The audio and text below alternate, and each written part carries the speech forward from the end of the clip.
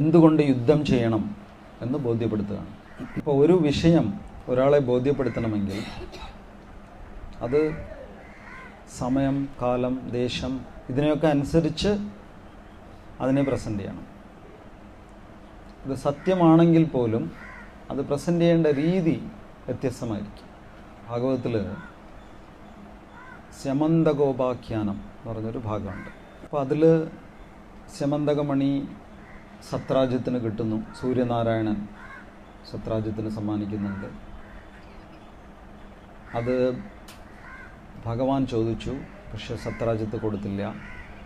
അപ്പോൾ സത്രാജിത്തിൻ്റെ സഹോദരനായ പ്രസേനൻ അതൊരു ദിവസം ധരിച്ചുകൊണ്ട് നായാട്ടിന് പോയി. അവിടെ ഒരു സിംഹം അദ്ദേഹത്തിനെ വധിച്ചു. ആ സിംഹത്തെ വധിച്ച് ആ സ്യമന്തകമണിയെ ജാംബവാൻ കൊണ്ടുപോയി. പിന്നെ ജാംബവാനുമായിട്ട് ദ്വന്ദ്വയുദ്ധം ചെയ്ത് ഒടുവിൽ ജാംബവാന് മനസ്സിലായി ഇത് ഭഗവാനാണെന്ന്. അദ്ദേഹം സ്യമന്തകമണിയെയും കൂട്ടത്തിൽ സ്വന്തം മകളായ ജാംബവതിയെയും വിവാഹം കഴിച്ചു കൊടുത്തു. തിരിച്ച് ശ്രീകൃഷ്ണ ഭഗവാൻ സത്രാജിത്തിനെ ഇത് ഏൽപ്പിച്ചു. അപ്പോൾ സത്രാജിത്തിന് വലിയ നാണക്കേടായി, വിഷമം തോന്നി. കാരണം സത്രാജിത്ത് വിചാരിച്ചു, എൻ്റെ സഹോദരനെ അപായപ്പെടുത്തി സ്യമന്തകമണി തട്ടിയെടുത്തത് കൃഷ്ണനായിരിക്കും എന്ന് വിചാരിച്ചു. എന്താ കാരണം? കാരണം ആദ്യം ഭഗവാൻ ചോദിച്ചിരുന്നു, അപ്പോൾ കൊടുത്തില്ല. പക്ഷെ ഇപ്പോൾ മനസ്സിലായി ഭഗവാൻ ഇതിൽ പങ്കില്ല എന്ന്. അപ്പോൾ അദ്ദേഹത്തിന് വിഷമം, എന്നാലും ഞാൻ ഭഗവാനെ തെറ്റിദ്ധരിച്ചല്ലോ എന്ന് കരുതിയിട്ട് അദ്ദേഹം അതിന് പരിഹാരമായി അദ്ദേഹത്തിൻ്റെ പുത്രിയായ സത്യഭാമയെ വിവാഹം കഴിച്ചു കൊടുത്തു. അപ്പോൾ ഇതിൽ നിന്ന് മനസ്സിലാവുന്നത് എപ്പോഴും ഒരുപാട് വിലപിടിപ്പുള്ള വസ്തുക്കൾ നമ്മുടെ അടുത്തുണ്ടെങ്കിൽ അത് നമുക്ക് ഗുണകരമാണോ ദോഷകരമാണോ? ദോഷമാണ്. അതുകൊണ്ട് സമ്പത്തും ഒരളവ് വരവേ ഉണ്ടാവുള്ളൂ. ഒരുപാടുണ്ടെങ്കിൽ അത് നമുക്ക് ദോഷം ചെയ്യും. അത് തന്നെ ചിലപ്പോൾ നമുക്ക് മരണത്തിന് കാരണമായി ഭവിക്കുകയും ചെയ്യും. അപ്പോൾ അതിൻ്റെ ഒരു ഉദാഹരണമാണ് ഈ സ്യമന്തകോപാഖ്യാനം. അപ്പോൾ ഈ മരണം ഇവിടം കൊണ്ട് തീർന്നില്ല. പ്രസേനൻ മരിച്ചു. അപ്പോൾ സ്യമന്തകമണിയെ ഭഗവാൻ തിരിച്ചു കൊടുത്തു സത്രാജിത്തിന്. താങ്കൾ തന്നെ വെച്ചോളൂ എന്ന് പറഞ്ഞു. അപ്പോൾ സത്രാജിത്ത് അത് വച്ചിരിക്കുകയാണ്. ഈ സ്യമന്തകമണിയെക്കുറിച്ച് കേട്ടറിഞ്ഞ ശതധന്വാ എന്ന് പറഞ്ഞൊരു വ്യക്തി, അദ്ദേഹത്തിന് ഈ മണി എങ്ങനെയെങ്കിലും കൈക്കലാക്കണമെന്ന് കലശലായ ആഗ്രഹം. അപ്പോൾ അദ്ദേഹം അതിനുള്ള അവസരം കാത്തിരിക്കുകയാണ്. അപ്പോൾ ഭഗവാൻ അടുത്തുണ്ടെങ്കിൽ അത് പറ്റില്ല. അപ്പോൾ ഭഗവാൻ ഒരിക്കൽ ഹസ്തിനാപുരത്തിൽ പോയി പാണ്ഡവരെ കാണാൻ വേണ്ടി. ആ സന്ദർഭം നോക്കി ഒരു ദിവസം രാത്രി സത്രാജിത്ത് ഉറങ്ങിക്കിടന്ന സമയത്ത് ഈ ശതധന്വാവ് സത്രാജിത്തിനെ വധിച്ച് ആ സ്യമന്തകമണി എടുത്തുകൊണ്ട് പോയി, മോഷ്ടിച്ചുകൊണ്ട് പോയി. അപ്പോൾ സത്രാജിത്ത് ഭഗവാന്റെ ആരാണ്? കുറച്ചു കാലം മുമ്പ് വരെ പ്രത്യേകിച്ച് ബന്ധമൊന്നുമില്ല. പക്ഷേ ഇപ്പോൾ സത്രാജിത്ത് ആരാണ്? ഭഗവാന്റെ ഭാര്യയുടെ അച്ഛനാണ്. അപ്പോൾ സത്യഭാമ കരഞ്ഞ് നിലവിളിച്ചുകൊണ്ട് ഹസ്തിനാപുരത്തിലേക്ക് ഓടി. അവിടെ ചെന്നിട്ട് ഭഗവാന്റെ അടുത്ത് പറഞ്ഞു, ഭഗവാനെ, അച്ഛൻ മരിച്ചുപോയി, കൊല്ലപ്പെട്ടു, എനിക്ക് താങ്ങാൻ പറ്റുന്നില്ല എന്ന് പറഞ്ഞ് ഒരേ കരച്ചിൽ, പൊട്ടി പൊട്ടി കരയുന്നു. ആര്? സത്യഭാമ. ഉടനെ ഭഗവാനും കൂടെ ഇരുന്ന് കരയാൻ തുടങ്ങി. കുറച്ച് കഴിഞ്ഞ് നോക്കിയപ്പോൾ സത്യഭാമയെക്കാളും ഉച്ചത്തിൽ കരയുന്നത് ഭഗവാൻ. നെഞ്ചത്തടിച്ച് നിലത്ത് കിടന്ന് ഉരുണ്ട് ഒരേ ബഹളം ഭഗവാൻ. അപ്പോൾ സത്യഭാമ നോക്കി, ഇത് നമ്മളെക്കാളും ഭയങ്കര ദുഃഖമായിരിക്കുന്നല്ലോ ഭഗവാൻ എന്ന് പറഞ്ഞിട്ട് സത്യഭാമ കുറച്ച് കഴിഞ്ഞ് പയ്യെ വോളിയം കുറച്ചു കരച്ചിലില്ല. പക്ഷെ ഭഗവാൻ വോളിയം കൂട്ടിക്കൊണ്ടേയിരിക്കുന്നു, ഒരു രക്ഷയില്ല. ഒടുവിൽ സത്യഭാമ ഭഗവാനെ ആശ്വസിപ്പിക്കാൻ തുടങ്ങി. ചേട്ടാ, അത് കുഴപ്പമില്ല, വയസ്സായി, ഏതായാലും ഒരു കാലത്ത് മരിക്കും, കുറച്ച് നേരത്തെ പോയെന്നല്ലേ ഉള്ളൂ, ആശ്വസിക്കൂ എന്നൊക്കെ പറഞ്ഞിട്ട് ഭഗവാനെ ആശ്വസിപ്പിക്കാൻ തുടങ്ങി സത്യഭാമ. ഇവർ തമ്മിലുള്ള ബന്ധം അറിഞ്ഞുകൂടാത്ത ആൾക്കാർ വിചാരിക്കും മരിച്ചത് ഭഗവാന്റെ അച്ഛനാണെന്ന് വിചാരിക്കും. ആ രീതിയിലാണ് ഭഗവാൻ അവിടെ കരഞ്ഞത്. അപ്പം എല്ലാറ്റിനും ഭഗവാൻ ശ്രേഷ്ഠനാണ്, ഭഗവാനെ തോൽപ്പിക്കാൻ പറ്റില്ല. കരയാനും ബെസ്റ്റ് ആള് ഭഗവാൻ തന്നെയാണ്. ഭഗവാൻ കരയണമെന്ന് വിചാരിച്ചാൽ നമുക്ക് കോമ്പറ്റീഷനിൽ ജയിക്കാനൊന്നും പറ്റത്തില്ല. അപ്പോൾ സത്യഭാമ സമാധാനിപ്പിച്ചു, പോട്ട് ഭഗവാൻ, കുഴപ്പമില്ല, പോട്ട്, മരണം ഒരു ദിവസം സുനിശ്ചിതമായി, വിഷമിക്കണ്ട കേട്ടോ എന്ന് പറഞ്ഞിട്ട് ഭഗവാനെ സമാധാനിപ്പിച്ചു. അപ്പോൾ ഇവിടെ ഒരു ചോദ്യമുണ്ട്. എല്ലാം അറിയാവുന്ന ഭഗവാൻ, നമ്മൾ ഈ ശരീരമല്ല ആത്മാവാണെന്ന് പലതവണ അർജുനനെ ഉപദേശിച്ച ഭഗവാൻ എന്തിനിങ്ങനെ കരഞ്ഞു? ഭഗവാനല്ലേ സത്യഭാമയെ ആശ്വസിപ്പിക്കേണ്ടത്. ഭഗവാൻ എന്തിനാ കരഞ്ഞത്?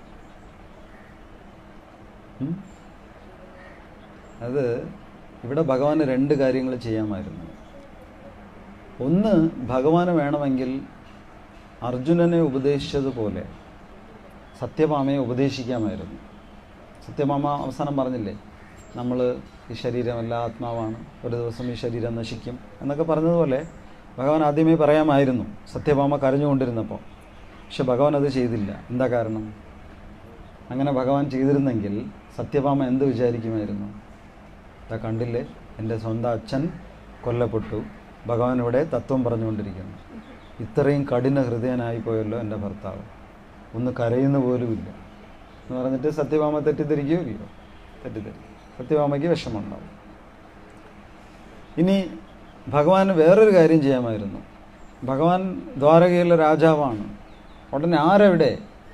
ഉടനെ സൈന്യത്തെ തയ്യാറാക്കൂ, നമുക്ക് ഈ ശതധന്വാവിനെ കണ്ടുപിടിക്കണം, അയാളെ കൊലപ്പെടുത്തണം, അയാൾക്ക് തക്കതായ ശിക്ഷ കൊടുക്കണം എന്നൊക്കെ പറഞ്ഞിട്ട് സൈന്യവും അടുത്ത് പോയിരുന്നെങ്കിലോ? അങ്ങനെ വേണമെങ്കിലും ചെയ്യാമായിരുന്നു. പക്ഷെ അതും ഭഗവാൻ ചെയ്തില്ല. അതെന്താ കാരണം? അപ്പോഴും സത്യഭാമ പറയും, ഇതാ കണ്ടില്ലേ, അമ്മാവൻ മരിച്ചപ്പോൾ ഇദ്ദേഹം രാജാവായിട്ട് സൈന്യം എടുത്ത് യുദ്ധത്തിന് പോയിരിക്കുന്നു, എന്നെ ഒന്ന് ആശ്വസിപ്പിച്ചു പോലുമില്ല.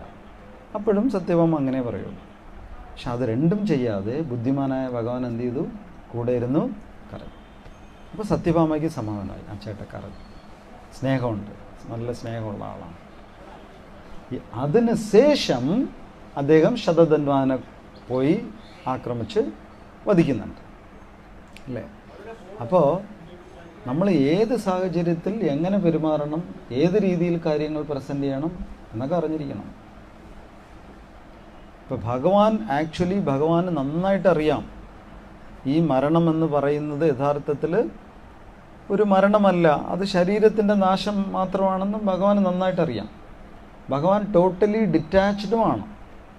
പക്ഷേ എന്നാലും ചില സന്ദർഭങ്ങളിൽ നമ്മൾ ആ വിരക്തി, വൈരാഗ്യം അങ്ങനെ പ്രകടിപ്പിക്കുന്ന രീതിയിൽ പെരുമാറാൻ പാടില്ല.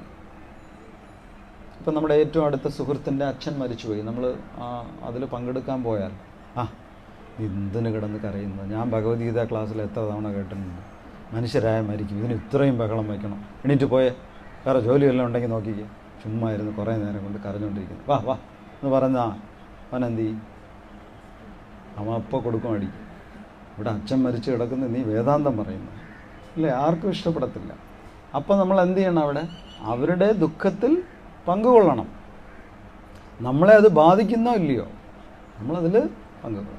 അപ്പോൾ അതുപോലെ ഭഗവാൻ ഇവിടെ പറഞ്ഞു തരികയാണ്. എന്താണ് ഭഗവാനോട് അർജുനൻ്റെ അടുത്ത് എന്താ പറയുന്നത്? ശത്രുക്കൾ നിന്നെപ്പറ്റി പഴി പലതും പറയും. പക്ഷെ ഭഗവാനെ പറഞ്ഞിട്ടുണ്ട് മാനം, അപമാനം ഇതിൽ നിന്നൊക്കെ അതീതനായിരിക്കണമെന്ന് അല്ലേ? പക്ഷെ ഭഗവാനോട് പറയുന്നത് ശത്രുക്കൾ നിന്നെ പഴി പറയണം. അപ്പോൾ ചില സമയത്ത് ചില രീതിയിൽ കാര്യങ്ങൾ പ്രസൻറ്റ് ചെയ്യണം, എങ്കിലേ അത് ആൾക്കാർക്ക് മനസ്സിലാവുള്ളൂ. മനസ്സിലാവുമെന്ന് മാത്രമല്ല, ആ സമയത്ത് അങ്ങനെ പറഞ്ഞാലായിരിക്കും അവർക്ക് ഏറ്റവും അധികം പ്രയോജനം ഉണ്ടാവുന്നത്. പണ്ട് ഒരു രാജാവുണ്ടായിരുന്നു.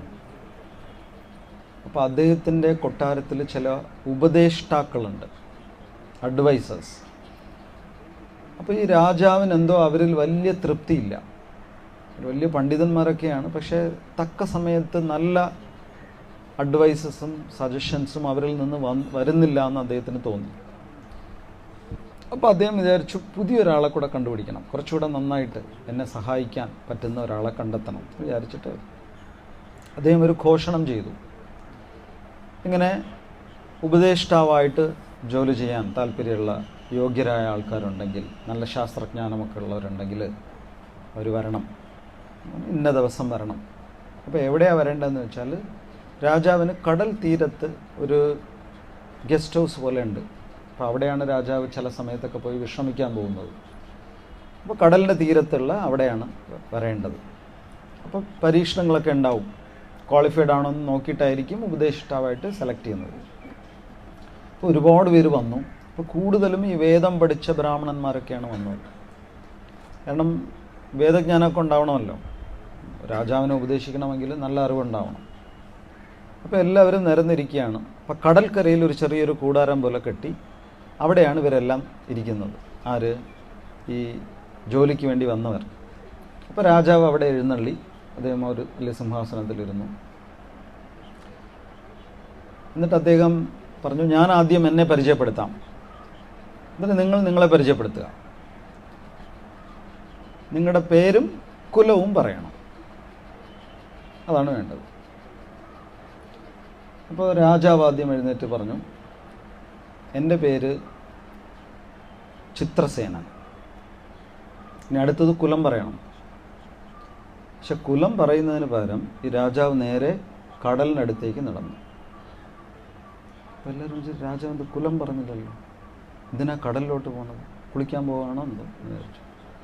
ഇവർക്കൊന്നും മനസ്സിലായില്ല, രാജാവ് ചെയ്യുമ്പോൾ ഒന്നും പറയാനും പറ്റില്ല. അപ്പോൾ എല്ലാവരും പറയുന്നു പോയി. പിന്നെ രാജാവ് എണീറ്റ് നടക്കുമ്പം കൂടെ പോകണമല്ലോ, നേരെ പോയി. രാജാവ് അവിടെ കുറച്ച് പാറക്കല്ലുകളുണ്ടായിരുന്നു, ഉരുളൻ കല്ലുകൾ. അതിലൊരു കല്ലെടുത്ത് ഇദ്ദേഹം കടലിലേക്ക് ഇറങ്ങി. ആർക്കും ഒന്നും മനസ്സിലായില്ല. എന്നിട്ട് അദ്ദേഹം ഇവരുടെയൊക്കെ മുഖത്ത് നോക്കി. അവരൊക്കെ ഇങ്ങനെ വിളിക്കുന്നു, അതെന്താ ഇദ്ദേഹം കല്ലെടുത്ത് കറിഞ്ഞ് കളിക്കുന്നു എന്ന് പറഞ്ഞിട്ട്. അപ്പം അവരങ്ങനെ നോക്കുന്നത് കണ്ട് ഇദ്ദേഹം വീണ്ടും വേറൊരു കല്ലെടുത്ത് വീണ്ടും കടലിലെറിഞ്ഞു. വീണ്ടും അവരുടെ മുഖത്ത് നോക്കി, അവരെങ്ങനെ നിൽക്കുന്നു. വീണ്ടും ഒരു കല്ലെടുത്തു എറിഞ്ഞു, അവരുടെ മുഖത്ത് നോക്കി. ആരും മിണ്ടുന്നില്ല. നിങ്ങൾക്ക് എന്തെങ്കിലും മനസ്സിലായോ? രാജാവ് എന്തിനാ കല്ലെടുത്തെറിഞ്ഞത്? കടലിലേക്ക്. മനസ്സിലായോ? ഇല്ലല്ലോ. അപ്പോൾ അവർക്ക് മനസ്സിലായി. പക്ഷേ ഒരേ ഒരാൾ മാത്രം കൈ ഉയർത്തിയിട്ട് പറഞ്ഞു, ഇനി ഞാൻ എന്നെ പരിചയപ്പെടുത്തട്ടെ എന്ന് ചോദിച്ചു. അപ്പോൾ രാജാവിന് സന്തോഷമായി. രാജാവ് ചിരിച്ചുകൊണ്ട് ആകട്ടെ എന്ന് പറഞ്ഞു. അപ്പോൾ ബാക്കിയുള്ളവർക്ക് വീണ്ടും അത്ഭുതം. രാജാവിൻ്റെ പരിചയപ്പെടുത്തൽ പൂർണ്ണമായില്ല. അപ്പോൾ ബാക്കിയുള്ളവരൊക്കെ വിചാരിച്ച് ധിക്കാരി, ഇവൻ്റെ ജോലി പോയത് തന്നെ, ഇവനെ എടുക്കത്തേ ഇല്ല. രാജാവിൻ്റെ പരിചയപ്പെടുത്തൽ പൂർണ്ണമായിട്ട് വേണ്ടേ നമ്മുടെ പരിചയപ്പെടുത്തൽ തുടങ്ങാൻ? രാജാവ് കുലമേതെന്ന് പറഞ്ഞില്ല, പേര് മാത്രമേ പറഞ്ഞുള്ളൂ. അപ്പോൾ അവരൊക്കെ വെയിറ്റ് ചെയ്യാണ്. രാജാവ് കല്ലൊക്കെ എറിഞ്ഞിട്ട് വീണ്ടും വന്നിട്ട് കുലം പറയുമായിരിക്കും. പക്ഷെ ഇദ്ദേഹം ഉടനെ പറഞ്ഞു, എൻ്റെ പേര് നാരായണ ശർമ്മ എന്ന് പറഞ്ഞു. എന്നിട്ട് അദ്ദേഹവും നേരെ കടലിലേക്ക് ഇറങ്ങി. ആര്? നാരായണ ശർമ്മ. കടലിലിറങ്ങി നേരെ ചെന്ന് കടലിൽ വെള്ളം ഒരു കൈക്കുമ്പിളിലെടുത്ത് കുടിച്ചു. രാജാവിന് വലിയ സന്തോഷമായി. ഭലേ ഭേഷ് എന്ന് പറഞ്ഞു. ബാക്കിയുള്ളവർക്ക് ഒന്നും മനസ്സിലായി. ബാക്കിയുള്ളവർ വിചാരിച്ചു, ഒന്നുകിൽ ഇവനൊരു പ്രാന്തൻ, ആരെങ്കിലും കടൽ വെള്ളം കുടിക്കുമോ? ഇവൻ പോയി കടൽ വെള്ളം കുടിക്കുന്നു. മാത്രമല്ല, രാജാവിൻ്റെ പരിചയപ്പെടുത്തൽ പൂർണ്ണമാകാനും അനുവദിച്ചില്ല. ഇവൻ്റെ കാര്യം പോക്ക് തന്നെ, ഇവൻ ഏതായാലും ഔട്ട് എന്ന് വിചാരിച്ചു. പക്ഷെ രാജാവിന് ഭയങ്കര സന്തോഷം. രാജാവ് ഉടനെ തിരിച്ചു നടന്നു. എവിടെ? ആ കൂടാരത്തിലേക്ക്. എന്നിട്ട് അദ്ദേഹം ഇരുന്നു. എല്ലാവരെയും ഇരിക്കാൻ പറഞ്ഞു. എന്നിട്ട് അദ്ദേഹം ആരെവിടെ എന്ന് വിളിച്ചു. എന്നാൽ ഒരു ഭടൻ ഓടി വന്നു. പറഞ്ഞു, ഒരു ഗ്ലാസ് പാല് കൊണ്ടുവരും, ഒരു ഗ്ലാസ് നിറയെ പാല് കൊണ്ടുവരുമെന്ന് പറഞ്ഞു. അപ്പോൾ വീണ്ടും ഇവർക്ക് അത്ഭുതം. ഇവിടെ ആൾക്കാരെ ടെസ്റ്റ് ചെയ്ത് ഇൻ്റർവ്യൂ ചെയ്ത് ആളെ എടുക്കാനാണ് രാജാവ് വന്നിരിക്കുന്നത്. അപ്പോൾ ഇപ്പം എന്തിനാ പാല് കുടിക്കുന്നത്? ഇപ്പോൾ രാവിലെ ധൃതിയിൽ ഇറങ്ങിയതുകൊണ്ട് പാല് കുടിക്കാൻ സമയം കിട്ടിയില്ലായിരിക്കും, നമുക്കും തരുമായിരിക്കും എന്ന് പറഞ്ഞിട്ട് അവർ സന്തോഷത്തോടെ ഇരുന്നു. അപ്പോൾ ഭടൻ ഒരു വലിയ ഗ്ലാസ് നിറയെ പാല് കൊണ്ടുവന്നു. അപ്പോൾ നല്ല ചൂട് പാല്. അപ്പോൾ അത് ചൂടാണെങ്കിൽ ആറ്റാൻ വേണ്ടി വേറൊരു ചെറിയ ഗ്ലാസും കൂടെ കൊടുത്തു. രാജാവ് എന്ത് ചെയ്യുമെന്നറിയാമോ? ആ ഗ്ലാസ് എന്നിട്ട് പാല്, പിന്നെ അതിലിടാൻ ആവശ്യത്തിന് പഞ്ചസാര എല്ലാം പ്ലേറ്റിലാക്കി ഭടൻ കൊണ്ടുവച്ചു. അപ്പോൾ രാജാവ് ആ വലിയ ഗ്ലാസ്സിൽ നിന്ന് ഏകദേശം 3/4 പങ്ക് പാലുണ്ട്, അതിനെ ഈ ചെറിയ ഗ്ലാസ്സിലേക്ക് പാലിനെ ഒഴിച്ചു. അത് ഏകദേശം ബ്രിമ്മിലെത്തി. ഇനി കുറച്ചു കൂടെ ഒഴിച്ചാൽ അത് നിറഞ്ഞ് കവിഞ്ഞ് താഴെ പോകും. Almost full. ഇനി കുറച്ച് പോലും അതിൽ പാൽ ആഡ് ചെയ്യാൻ പറ്റത്തില്ല. എന്നിട്ട് ആ ഗ്ലാസ് എടുത്ത് രാജാവ് നേരെ കൊണ്ടുപോയി ഈ ഞാൻ നാരായണ ശർമ്മ എന്ന് പറഞ്ഞിട്ട് കടൽ വെള്ളം കുടിച്ചില്ലേ, ആ ബ്രാഹ്മണന് കൊടുത്തു. വീണ്ടും ആൾക്കാർക്ക് അത്ഭുതം. പക്ഷെ രാജാവ് കുടിക്കുമെന്ന് വിചാരിച്ചപ്പം ഇത് ഈ ഭ്രാന്തനാണല്ലോ രാജാവ് പാല് കൊടുക്കുന്നത്. നമ്മൾ ഇത്രയും ബുദ്ധിമാന്മാരുണ്ടായിരുന്നു, ഞങ്ങളടുത്ത് നിങ്ങൾ ചായ കുടിച്ചോ കാപ്പി കുടിച്ചോ പാൽ കുടിച്ചോ എന്നൊന്നും ചോദിക്കുന്നില്ല. അത് ഇയാൾക്കാണല്ലോ ഫുൾ സൽക്കാരം. അവർക്കാണെങ്കിൽ ദേഷ്യവും സങ്കടമൊക്കെ. പിന്നെ ഈ ബ്രാഹ്മണൻ ഇയാൾ ഈ നാരായണ ശർമ്മ അദ്ദേഹം ആ ഗ്ലാസ് മേടിച്ചിട്ട് രാജാവിൻ്റെ അടുത്തേക്ക് വീണ്ടും നടന്നു. രാജാവിൻ്റെ മുന്നിലൊരു ടേബിളിൽ അതിൽ പ്ലേറ്റിൽ എന്തൊക്കെ ഉണ്ട്, വേറെ ഒരു ഗ്ലാസ് ഉണ്ട്, അതിൽ പാലുണ്ട്, കുറച്ച് പഞ്ചസാരയൊക്കെ വെച്ചിട്ടുണ്ട്. അങ്ങനെ ഈ ബ്രാഹ്മണൻ നേരെ ചെന്നു. ഈ ഗ്ലാസ് രാജാവ് കൊടുത്ത ആ പാല് ടേബിളിൽ വെച്ചു. എന്നിട്ട് അവിടെ പഞ്ചസാര ഉണ്ടായിരുന്നു.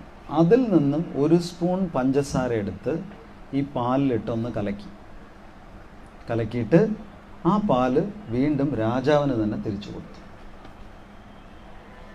രാജാവ് അത് സന്തോഷത്തോടെ വാങ്ങി കുടിച്ചു.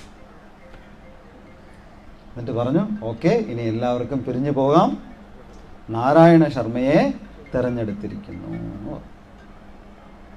നിങ്ങൾക്ക് എന്തെങ്കിലും മനസ്സിലായി? ഒന്നും മനസ്സിലായി. ഇതുപോലെ തന്നെ അവിടെ കൂടിയിരുന്ന ആർക്കും ഒന്നും മനസ്സിലായി. വെറുതെ വെയിൽ കൊണ്ടത് മിച്ചമെന്ന് പറഞ്ഞിട്ട് എല്ലാവരും അവരവരുടെ വീട്ടിൽ പോയി. നാരായണ ശർമ്മ കൊട്ടാരത്തിൽ രാജാവിൻ്റെ കൂടെയും പോയി. ഇവിടെ എന്താ നടന്നത്? ആദ്യം എന്താണ് സംഭവിച്ചത്? രാജാവ് എഴുന്നേറ്റ് നിന്ന് സ്വയം പരിചയപ്പെടുത്തി. രാജാവ് എന്താ പറഞ്ഞത്? എൻ്റെ പേര് ചിത്രസേന എന്ന് പറഞ്ഞിട്ട് രാജാവ് എന്ത് ചെയ്തു? നേരെ കടലിൽ പോയി. എന്നിട്ട് എന്ത് ചെയ്തു? കുറേ കല്ലുകളെടുത്ത് ഇങ്ങനെ എറിഞ്ഞു കടലിലിറങ്ങി, അല്ലേ? അപ്പം അടുത്തത് എന്താ പറയേണ്ടത്? അദ്ദേഹം ഏത് കുലമാണെന്ന് പറയണം, അല്ലേ? ആ കുലം പറയുന്നതിന് പകരമാണ് അദ്ദേഹം കല്ലെടുത്ത് കടലിലെറിഞ്ഞത്. ആ കല്ലെടുത്ത് കടലിലെറിഞ്ഞ പ്രവൃത്തിയിൽ അദ്ദേഹത്തിൻ്റെ കുലം എന്തെന്നുണ്ട്. അതിൽ നിന്ന് അദ്ദേഹത്തിൻ്റെ കുലം മനസ്സിലാക്കാൻ പറ്റുമോ? അതായത് ആ ബുദ്ധിമാനായ നാരായണ ശർമ്മ മനസ്സിലാക്കി. അദ്ദേഹം പറഞ്ഞത്, ഞാൻ ക്ഷത്രിയ കുലമാണ് എൻ്റേത് എന്നാണ് പറഞ്ഞത്. അപ്പോൾ ഈ കല്ലെടുത്തെറിഞ്ഞ എങ്ങനെ ക്ഷത്രിയ കുലം എന്ന് മനസ്സിലാവും? ശ്രീരാമചന്ദ്രമൂർത്തി എന്താ ചെയ്തത്? കടലിൽ കല്ലെടുത്തെറിഞ്ഞ് പാലം കെട്ടിയില്ലേ? അതേ കുലം തന്നെ എൻ്റേത്. ശ്രീരാമൻ്റെ അതേ കുലമാണ് എൻ്റേതെന്നാണ് പറഞ്ഞത്. അപ്പം ഈ കല്ലെടുത്ത് കടലിലെറിഞ്ഞപ്പോൾ എന്താ മനസ്സിലായത്? ഭഗവാൻ ചെയ്തതുപോലെ, ഭഗവാനല്ലേ കല്ലെടുത്ത് പാലം കെട്ടിയത്, ഭഗവാന്റെ അതേ കുലം തന്നെ എൻ്റേത്. ഓക്കെ. അപ്പോൾ ഈ അയാൾ എന്തിനാ അതിന് പകരം വെള്ളം കുടിച്ചത്? ആ കടൽ വെള്ളം. പുള്ളി ആരാണ്? അദ്ദേഹം ഒരു ബ്രാഹ്മണനാണ്. അപ്പോൾ ബ്രാഹ്മണനാണെന്ന് അറിയിക്കാൻ അദ്ദേഹം എന്ത് ചെയ്തു? കുറച്ച് കടൽ വെള്ളം കോരി കുടിച്ചു. അതിൻ്റെ അർത്ഥം എന്താണ്? ഞാൻ അഗസ്ത്യൻ്റെ അതേ കുലമാണ് എൻ്റേത്. ഇദ്ദേഹം പറഞ്ഞില്ലേ ഞാൻ രാമൻ്റെ അതേ കുലമാണെന്ന്? അതുപോലെ അദ്ദേഹം പറഞ്ഞ് ഞാൻ അഗസ്ത്യൻ്റെ കുലത്തിൽ ചേർന്നവനാണ്. കടൽ വെള്ളം കുടിച്ചാൽ എങ്ങനെ അഗസ്ത്യനാവും? അതായത് പണ്ട് കാലകേയൻ എന്നൊരു അസുരനുണ്ടായിരുന്നു. കാലകേയന് മനസ്സിലായി നേരിട്ട് ഈ ദേവന്മാരെ ആക്രമിച്ച് കീഴ്പ്പെടുത്താൻ സാധിക്കില്ല. അപ്പോൾ വളഞ്ഞ വഴി എന്തെങ്കിലും അവലംബിക്കണം. അപ്പോൾ കാലകേയൻ അതിനൊരു മാർഗം കണ്ടുപിടിച്ചത്, രാത്രി ഈ അസുരന്മാർ ഈ ദേവന്മാർ ഉറങ്ങുന്ന സമയത്ത് ഇവരെ ആക്രമിക്കും. ആരെ? ദേവന്മാരെ. എന്നിട്ട് കടലിനടിയിൽ ചെന്ന് ഒളിക്കും. അപ്പോൾ ഈ ദേവന്മാർ രാവിലെ എണീറ്റ് നോക്കുമ്പോൾ ഒരുപാട് പേര് മരിച്ചു കിടക്കുന്നു. ആരാണ് ആക്രമിച്ചതെന്ന് അറിയില്ല. അവർ എവിടെ നോക്കിയാലും കിട്ടത്തില്ല. കാരണം ഇവരെല്ലാം കടലിനടിയിലാണ് ഒളിച്ചിരിക്കുന്നത്. അപ്പോൾ ഇങ്ങനെ കുറേ ദിവസങ്ങൾ കഴിഞ്ഞപ്പോൾ ഇവർ ചെന്ന് വിഷ്ണുവിൻ്റെ അടുത്ത് പരാതി പറഞ്ഞു, ഇങ്ങനെ ആരോ ഒന്ന് ഞങ്ങളെ ആക്രമിക്കുന്നു, അയാളെ കണ്ടെത്താനും പറ്റുന്നില്ല. അപ്പോൾ ഭഗവാൻ പറഞ്ഞു, കാലകേയൻ എന്നുള്ളൊരു അസുരനാണ്, അവൻ രാത്രിയാണ് വന്ന് ആക്രമിക്കുന്നത്, എന്നിട്ട് കടലിലാണ് ഒളിക്കുന്നത്. അപ്പോൾ അവൻ എങ്ങനെ കണ്ടുപിടിക്കും എന്ന് ചോദിച്ചപ്പോൾ വിഷ്ണു പറഞ്ഞു, കടലിനെ വറ്റിക്കണം. അവനും അവൻ്റെ കൂട്ടാളികളുമൊക്കെ കടലിനടിയിലാണ് കഴിയുന്നത്, കടലിനെ വറ്റിക്കണം. അപ്പോൾ കടലിനെ എങ്ങനെ വറ്റിക്കും എന്ന് പറഞ്ഞപ്പോൾ ഭഗവാൻ പറഞ്ഞു, അഗസ്ത്യമുനിയുടെ അടുത്ത് പറഞ്ഞാൽ മതി, അദ്ദേഹത്തിന് അത് ചെയ്യാൻ പറ്റും. അപ്പോൾ അഗസ്ത്യമുനിയുടെ അടുത്ത് പറഞ്ഞു. അഗസ്ത്യമുനി നേരെ ചെന്ന് കടൽ വെള്ളത്തിന് അങ്ങനെ കോരി അത്രയും കുടിച്ചു. അത് കേട്ടിട്ടുണ്ട് അഗസ്ത്യമുനി കടൽ കുടിച്ചതായിട്ട്? അഗസ്ത്യമുനി കടൽ കുടിച്ച് വറ്റിച്ചിട്ടുണ്ട്. കാണാൻ ഇത്ര പൊക്കമേ ഉള്ളൂ, പക്ഷേ വലിയ തപോബലമുള്ള ഋഷിയാണ്. അപ്പോൾ അതുകൊണ്ടാണ് ഈ ബ്രാഹ്മണൻ എന്ത് ചെയ്തത്? കടൽ വെള്ളം കുടിച്ചത്. അപ്പോൾ അതിൻ്റെ അർത്ഥം എന്താണ്? ഞാൻ അഗസ്ത്യൻ്റെ അതേ കുലം, ബ്രാഹ്മണ കുലം. അപ്പോൾ രാജാവിന് മനസ്സിലായി ഇയാൾ ബുദ്ധിമാനാണ്, ഇയാൾക്ക് ശാസ്ത്രജ്ഞാനം, അറിവുണ്ട്. ശരി, അത് കഴിഞ്ഞും 2 കാര്യങ്ങൾ നടന്നു അല്ലേ? എന്ത് ചെയ്തു? രാജാവ് ഒരു ഗ്ലാസ് നിറയെ പാലൊഴിച്ച് അദ്ദേഹത്തിന് കൊടുത്തു. അദ്ദേഹം എന്ത് ചെയ്തു? അതിൽ ഒരു സ്പൂൺ പഞ്ചസാരയിട്ട് കലക്കി തിരിച്ച് രാജാവിന് തന്നെ കൊടുത്തു. രാജാവ് അത് അക്സെപ്റ്റ് ചെയ്ത് കുടിക്കുകയും ചെയ്തു. അതിൻ്റെ അർത്ഥം എന്താണ്? അത് രാജാവ് പറഞ്ഞു, നീ ബ്രാഹ്മണകുലം ഒക്കെ ഓക്കെയാണ്, പക്ഷെ എൻ്റെ രാജധാനിയിൽ ആവശ്യത്തിന് ഉപദേഷ്ടാക്കൾ ഓൾറെഡി ഉണ്ട്, നിന്നെയും കൂടെ ഞാൻ എന്തിനെടുക്കണം? അതാണ് പാല് നിറയെ ഒഴിച്ച് കൊടുത്തത്. ഇനി കുറച്ചുകൂടെ ഒഴിച്ചാൽ അത് തുളുമ്പിപ്പോകും. ഓൾറെഡി നിറയെ പേരുണ്ട്, നിന്നെ ഞാൻ എന്തിനെടുക്കണം?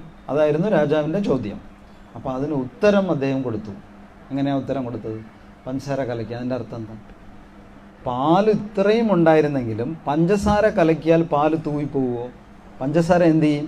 അതിനകത്ത് അലിഞ്ഞു ചേരും. പാലിനെ പുറത്തേക്ക് തള്ളാതെ തന്നെ പഞ്ചസാര അതിനകത്ത് അലിഞ്ഞു ചേരും. അതുപോലെ അങ്ങേക്ക് ഓൾറെഡി ഉപദേഷ്ടാക്കളുണ്ടെങ്കിലും എനിക്കും അവിടെ ഒരു സ്ഥാനമുണ്ട്. പാല് നിറഞ്ഞാണ് ഇരിക്കുന്നത്, പക്ഷെ എനിക്കൊരു സെപ്പറേറ്റ് സ്ഥാനമുണ്ട് എന്ന് കാണിക്കുക. അതുമാത്രമല്ല, ഈ പഞ്ചസാര പാലിനെ മധുരമാക്കിയതുപോലെ എന്നെയും കൂടെ ആ ടീമിൽ ചേർത്താൽ ആ ടീമിന് ഇനിയും വാല്യൂ ഉണ്ടാവും. ഇതുവരയ്ക്കും അത് വെറും പാലാണ്, ഞാനും കൂടെ ചേരുമ്പോൾ അതിന് മാധുര്യം കൂടും. അപ്പോൾ രാജാവ് അപ്പോയിൻ്റ് ചെയ്തോ ഇല്ലയോ എന്ന് എങ്ങനെ അറിയിച്ചു? ആ പാല് കുടിച്ചു. അപ്പം അതിൻ്റെ അർത്ഥം എന്താണ്? ഐ അക്സെപ്റ്റ് യു, ഞാൻ അംഗീകരിച്ചു, നിന്നെ ജോലിക്കെടുത്തിരിക്കും. എങ്ങനെയുണ്ട് ഇയാളുടെ ബുദ്ധി? അപ്പോൾ ഇങ്ങനെ കാര്യങ്ങളെ വ്യത്യസ്തമായ രീതിയിൽ അവതരിപ്പിക്കാനുള്ള കഴിവ് വേണം നമുക്ക്.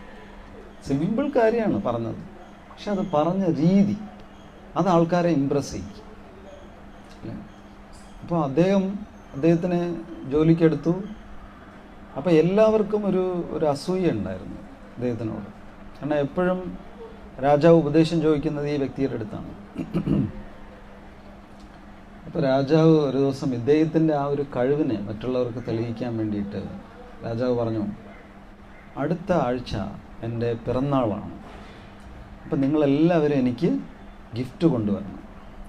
എനിക്ക് ഗിഫ്റ്റ് വാങ്ങിക്കുക എന്ന് പറഞ്ഞാൽ എനിക്ക് ഭയങ്കര ഇഷ്ടമാണ് അല്ലേ? എല്ലാവർക്കും അങ്ങനെയാണല്ലോ. ബർത്ത്ഡേ ആഘോഷിക്കുന്നത് പലരും എന്തിനാണ്? ഗിഫ്റ്റ് കിട്ടുമെന്ന് പ്രതീക്ഷിച്ചിട്ടാണ്. അപ്പോൾ എനിക്ക് ഗിഫ്റ്റ്സ് വാങ്ങിക്കുന്നത് വലിയ ഇഷ്ടമാണ്, നിങ്ങളും ഗിഫ്റ്റ് കൊണ്ടുവരണം. അപ്പോൾ എല്ലാവർക്കും സന്തോഷമായി. അപ്പോൾ എല്ലാവരും ആലോചിച്ചു എന്ത് ഗിഫ്റ്റ് കൊടുക്കാം, രാജാവിനെ ഇമ്പ്രസ് ചെയ്യാൻ പറ്റിയ ഒരു അവസരമാണ്.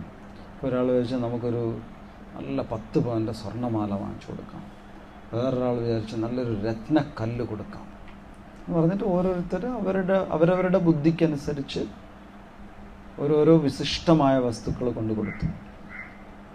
അവസാനം ഈ വ്യക്തിയുടെ ഊഴമായി. ആരുടെ? ഈ നാരായണ ശർമ്മയുടെ ഊഴമായി. ഈ നാരായണ ശർമ്മ എന്ത് ചെയ്യുന്നറിയാമോ? ഒന്നും കൊണ്ടുവന്നില്ല, വെറും കയ്യോടെ വന്നിരിക്കുന്നു. അപ്പോൾ എല്ലാവരും ചോദിച്ചു നീ ഒന്നും കൊണ്ടുവന്നില്ല, രാജാവ് പറഞ്ഞില്ലേ നിനക്ക് ഗിഫ്റ്റ് കൊടുക്കണമെന്ന്. അത് ശരി, നിൻ്റെ അഹങ്കാരം കുറച്ച് കൂടിപ്പോയി, ഒന്ന് നോക്കിക്കോ, രാജാവ് നിന്നെ നല്ല വഴക്ക് പറയും. പ്രത്യേകം പറഞ്ഞതല്ലേ ഗിഫ്റ്റ് കൊണ്ടുവരണമെന്ന്, നീ എന്താ കൊണ്ടുവരാത്തത്? അയാളൊന്നും കൊണ്ടില്ല. ഇയാളെന്താ ഗിഫ്റ്റൊന്നും കൊണ്ടുപോകാത്തത്? ഗിഫ്റ്റൊന്നും വാങ്ങിച്ചില്ല. പക്ഷേ ഇദ്ദേഹത്തിൻ്റെ ഊഴമായപ്പോൾ ഇദ്ദേഹം പോക്കറ്റിൽ നിന്ന് ഒരു ചെറിയ ഓലക്കീറെടുത്തു. പണ്ടൊക്കെ പേപ്പറില്ലല്ലോ, ഉണങ്ങിയ ഓലക്കീറിലാണല്ലോ എഴുതുന്നത്. എന്നിട്ട് അതിൽ ഒരേ ഒരു വരി എഴുതി രാജാവിനെ ഏൽപ്പിച്ചു. വലിയ ഗിഫ്റ്റ് എന്ന് പറഞ്ഞാൽ ആൾക്കാർ സ്വർണവും രത്നവും ഒക്കെ കൊടുക്കുമ്പോൾ ഇദ്ദേഹം ഒരു ചെറിയ ഓലക്കീറിൽ ഒരു വരി എഴുതി രാജാവിനെ കൊടുത്തു. അപ്പം എല്ലാവരും വിചാരിച്ചു ഇവൻ ഇന്ന് കിട്ടിയതാണ്, ബർത്ത്ഡേക്ക് ഓലക്കീറാണോ കൊടുക്കുന്നത് എന്ന് എഴുതിയിട്ട്.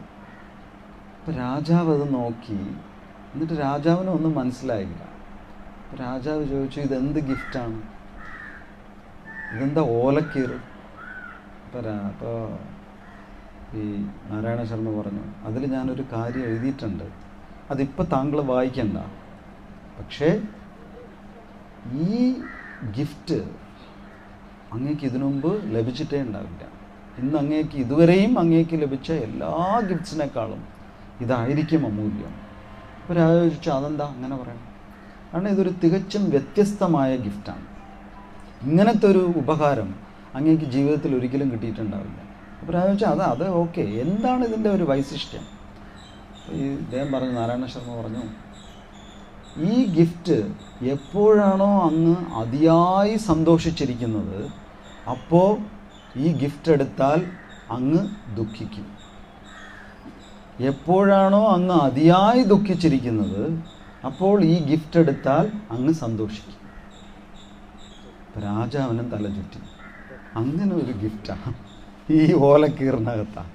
അപ്പോൾ ഞാൻ വായിക്കട്ടെ? ഇപ്പോൾ വായിക്കണ്ട, ഇപ്പോൾ വായിച്ചാൽ രാജാവിന് മനസ്സിലാവില്ല.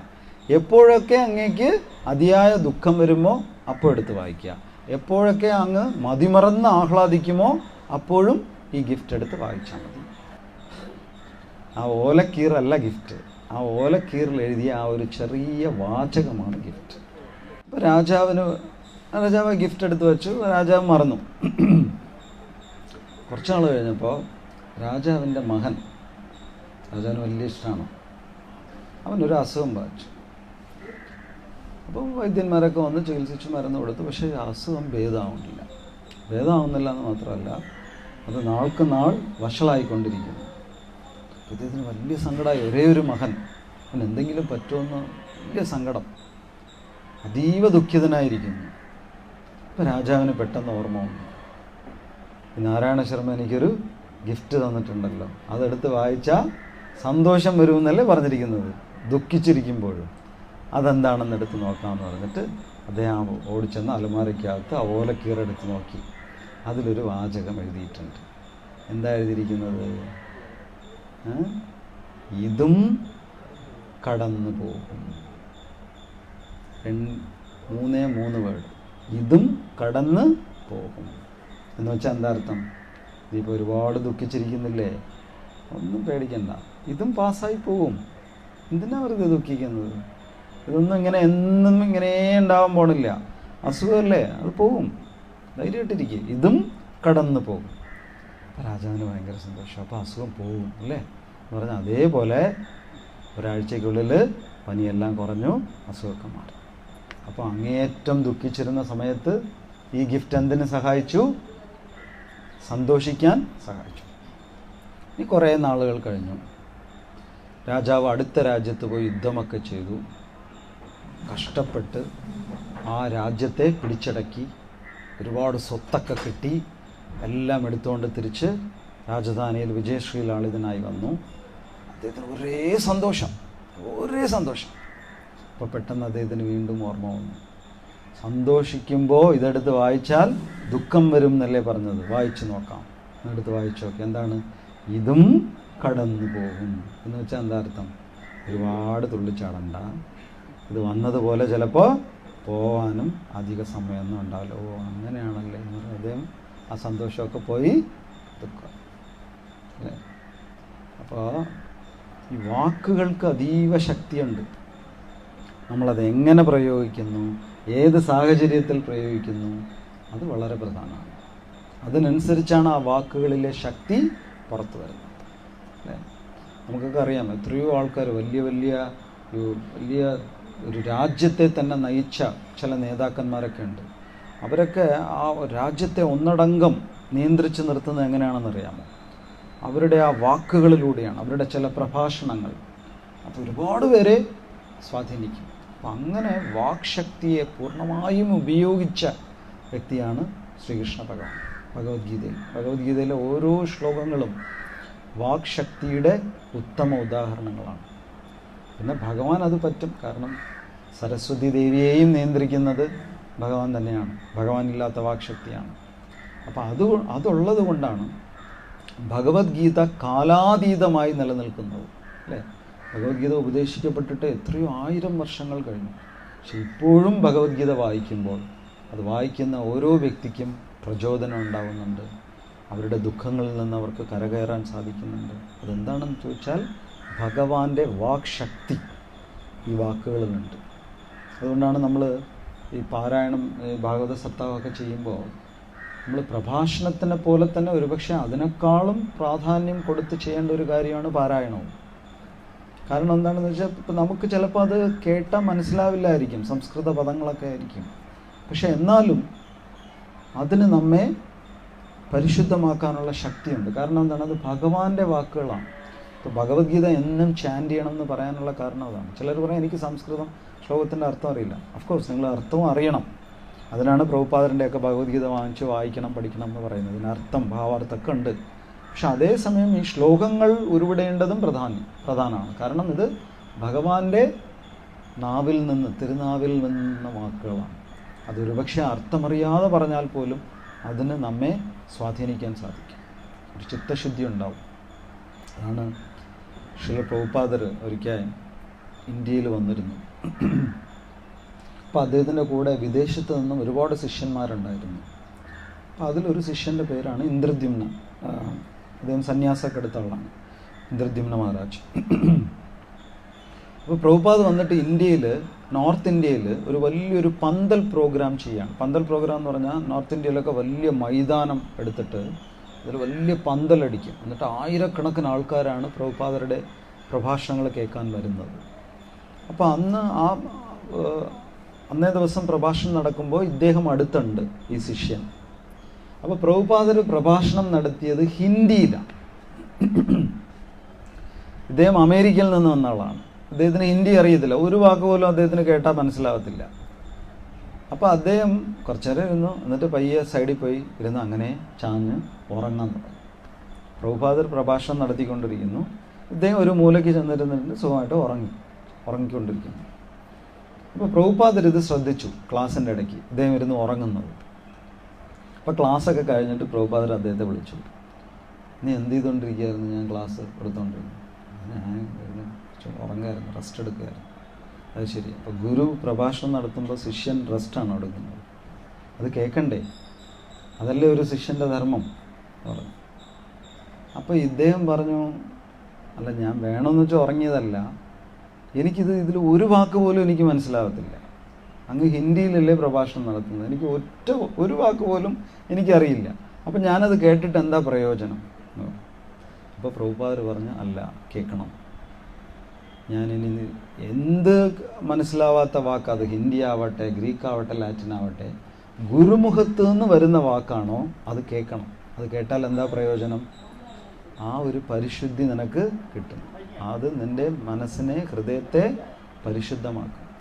കാരണം ആ വാക്കിനൊരു ശക്തിയുണ്ട്. അത് നീ അർത്ഥം മനസ്സിലാക്കണം എന്നില്ല, എങ്കിലും ആ വാക്കിനൊരു ശക്തിയുണ്ട്. അപ്പോൾ അതുപോലെയാണ് ഭഗവത്ഗീതയിലെയും ഭാഗവത്തിലെയും നമ്മുടെ പുരാണ ഇതിഹാസ സാഹിത്യങ്ങളിലേക്കുള്ള ആ വാക്കുകൾ. അത് നമ്മൾ പഠിക്കണം. പക്ഷെ വെറുതെ അതിനെ കാണാതെ പഠിച്ച് ചുമ്മാ പറഞ്ഞാൽ മാത്രം പോരാ, അതിൻ്റെ അർത്ഥവും കൂടി മനസ്സിലാക്കണം. അതും പ്രധാനമാണ്. അപ്പോൾ ഭഗവാൻ ഇവിടെ എന്താ പറയുന്നത്? ശത്രുക്കൾ നിന്നെപ്പറ്റി പഴി പലതും പറയും, നിൻ്റെ കഴിവില്ലായ്മയെ പുച്ഛിക്കും, ഇതിലും ദുഃഖകരമായി നിനക്ക് എന്തുണ്ടാവാനാണ്. അപ്പോൾ ഒരു പ്രശ്നം ആണ് ഇവിടെ അർജുനൻ അഭിമുഖീകരിക്കുന്നത്. അർജുനന് യുദ്ധം ചെയ്യാൻ ആഗ്രഹമില്ല. സ്വന്തക്കാരോട്, ബന്ധുക്കളോട് വലിയ സ്നേഹമാണ്. അപ്പോൾ അവരെങ്ങനെ കൊല്ലും എന്നുള്ള ചിന്താക്കുഴപ്പം, ഒരുപാട് പ്രശ്നങ്ങൾ. അപ്പോൾ അർജുനൻ ധർമ്മപുത്രർ ചൂതിൽ തോറ്റു, വനവാസം പോകേണ്ടി വന്നു. ഇപ്പോൾ യുദ്ധം വരുന്നു. യുദ്ധവും സാധാരണ യുദ്ധമല്ല, സ്വന്തക്കാരെയൊക്കെ കൊല്ലണം. അപ്പോൾ അനവധി പ്രശ്നങ്ങളാണ് അർജുനൻ അഭിമുഖീകരിക്കുന്നത്. അപ്പം നമ്മുടെ ജീവിതത്തിലും ഇതുപോലെ തന്നെ ഉണ്ടാവും. ഒരിക്കലും നമ്മളൊരു സ്മൂത്ത് റൈഡ് പ്രതീക്ഷിച്ചിറങ്ങരുത്. ജീവിതമെന്ന് പറഞ്ഞാൽ അനവധി പ്രശ്നങ്ങളും ദുരിതങ്ങളും ഉണ്ടാവും.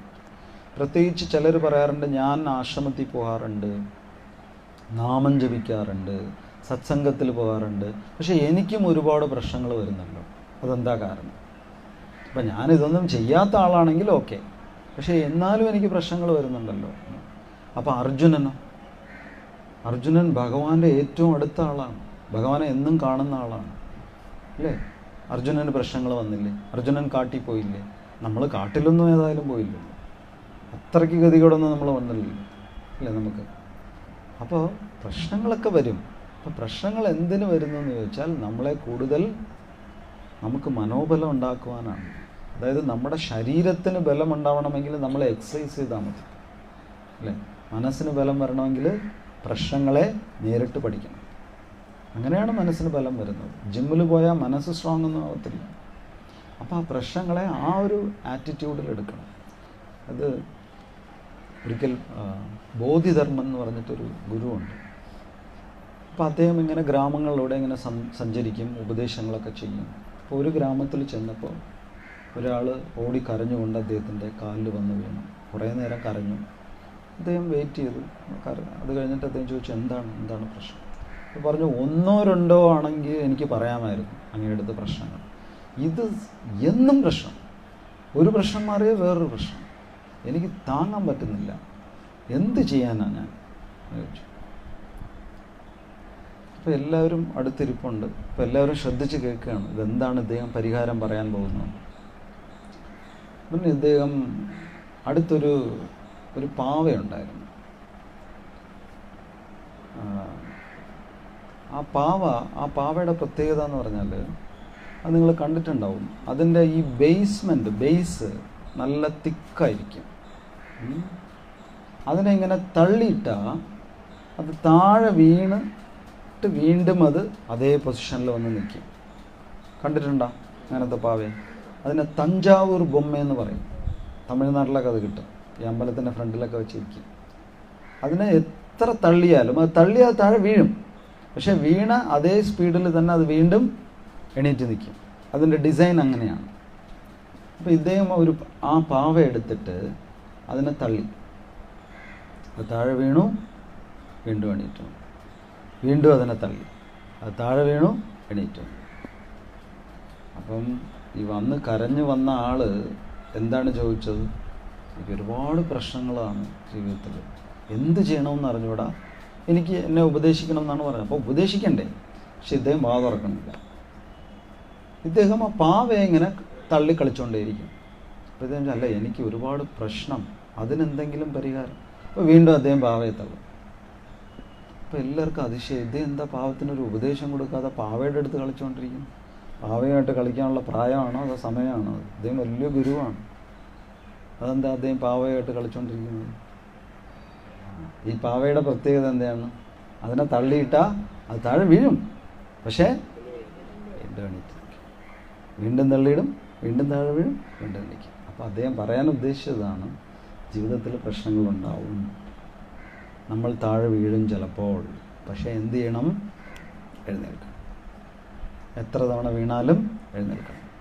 ഓരോ തവണ എഴുന്നേൽക്കുമ്പോഴും നമ്മൾ പുതിയ അറിവും പുതിയ അനുഭവമായിട്ടായിരിക്കും എഴുന്നേൽക്കുന്നത്. അടുത്ത പ്രശ്നത്തെ കുറച്ചുകൂടി നന്നായിട്ട് നേരിടുവാൻ നേരത്തെയുള്ള നമ്മുടെ വീഴ്ച നമ്മളെ സഹായിക്കും, അല്ലേ?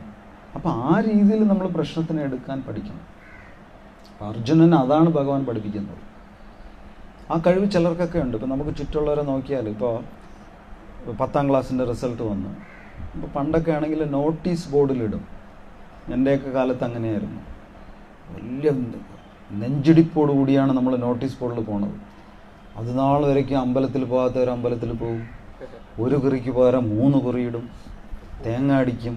ഒരേ ബഹളമാണ് അന്ന് രാവിലെ റിസൾട്ട് വരുന്നതെന്ന്. എന്നിട്ട് സകല ദൈവങ്ങളെയും വിളിച്ചിട്ടാണ് നോട്ടീസ് ബോർഡിലെ മുന്നിൽ പോകുന്നത്.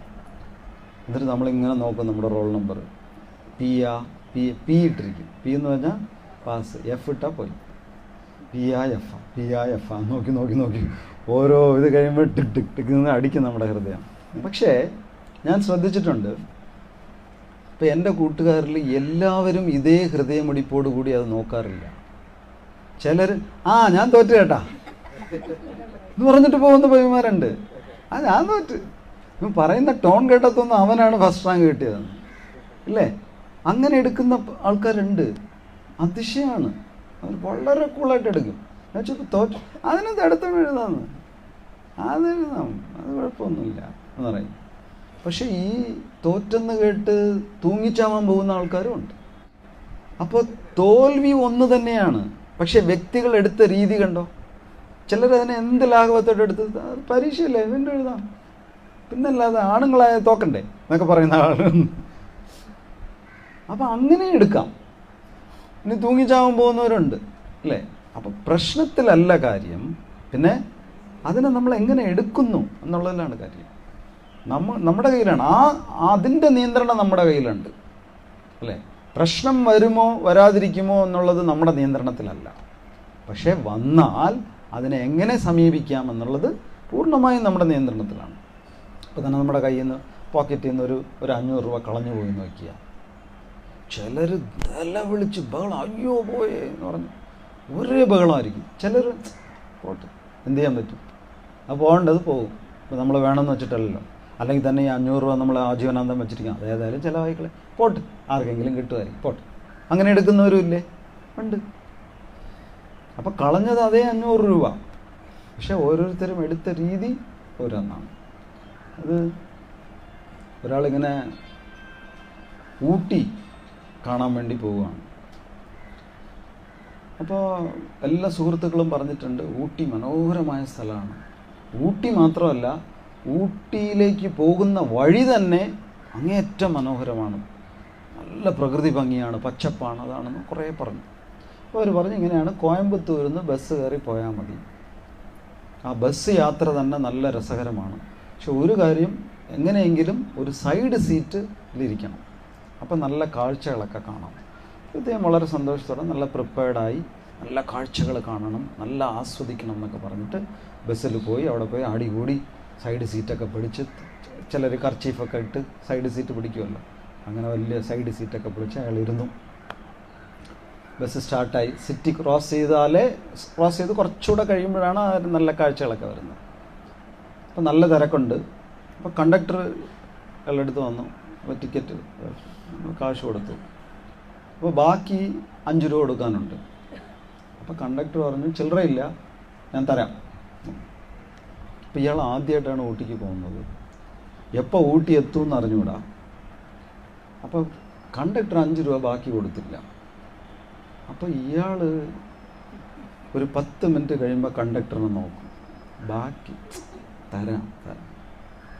പിന്നെ ഒരു 10 മിനിറ്റ് ബാക്കി, ഇങ്ങനെ 10 മിനിറ്റ് ഇടവിട്ട് ഇയാൾ കണ്ടക്ടറിനെ തന്നെ നോക്കിക്കൊണ്ടിരിക്കുന്നു. അവസാനം കണ്ടക്ടർ പറഞ്ഞു, ഞാൻ ഇറങ്ങി ഓടുമൊന്നുമില്ല ബസ്സിൽ നിന്ന്, നിങ്ങളെന്തിന്, സമാധാനം ഞാൻ തരാമെന്ന് പറഞ്ഞില്ലേ. പറഞ്ഞിട്ട് ഇയാൾ അവസാനം വരെയും കണ്ടക്ടറിനെ നോക്കിയിരുന്നെന്നല്ലാതെ ഒരു തവണ പോലും പ്രകൃതി ഭംഗി ആസ്വദിച്ചേ ഇല്ല. അവസാനം അയാൾ ഊട്ടി എത്തിയപ്പോഴാണ് അറിഞ്ഞത് ഊട്ടി എത്തി. അവസാനം കണ്ടക്ടർ പിടി എന്ന് പറഞ്ഞിട്ട് 5 രൂപ കൊടുത്തു. അപ്പം നോക്കണം, ഇത്രയും കഷ്ടപ്പെട്ട് പൈസ ചിലവാക്കി എല്ലാം വന്നിട്ട് കേവലം 5 രൂപയ്ക്ക് വേണ്ടി ആ പ്രകൃതി ഭംഗി എല്ലാം അയാൾ നഷ്ടപ്പെടുത്തിയില്ലേ. ആ യാത്ര എന്ത് ദുസ്സഹമായിരുന്നിരിക്കണേ ഇല്ലേ. അയാൾ എൻജോയ് ചെയ്തിട്ടുണ്ടോ 1 മിനിറ്റെങ്കിലും. അപ്പം 5 രൂപയിൽ അയാൾ തന്നില്ലെങ്കിൽ പോട്ടെ, 5 രൂപയിൽ എന്തിരിക്കുന്നു എന്ന് വിചാരിച്ചിരുന്നെങ്കിലാ ആ യാത്ര എന്ത് രസകരമായിരുന്നെ അല്ലേ. അപ്പോൾ പ്രശ്നങ്ങളിലല്ല കാര്യം, നമ്മൾ അതിനെ എങ്ങനെ സമീപിക്കുന്നു എന്നുള്ളതിലാണ് കാര്യം. അപ്പോൾ ഭഗവാൻ ഭഗവത്ഗീതയിൽ നമ്മെ പഠിപ്പിക്കാൻ ശ്രമിക്കുന്ന ഏറ്റവും വലിയ പാഠങ്ങളിൽ ഒന്നതാണ്. പ്രശ്നങ്ങളെ കണ്ട് ഭയപ്പെടരുത്, ഞാൻ കൂടെയുണ്ട്, എല്ലാറ്റിനെയും ഞാൻ കൂടെയുണ്ട് എന്ന ധൈര്യത്തിൽ നേരിടുക. എങ്കിൽ നിങ്ങൾക്ക് ആ പ്രശ്നങ്ങൾ ഒരു വലിയൊരു ഭാരമായിട്ട് തോന്നില്ല പറയാൻ ഭഗവാൻ പഠിപ്പിക്കുക. ഓക്കെ. ഗ്രന്ഥരാജ് ശ്രീമദ് ഭഗവത്ഗീത की जय, जय श्रील प्रभुपाद की जय.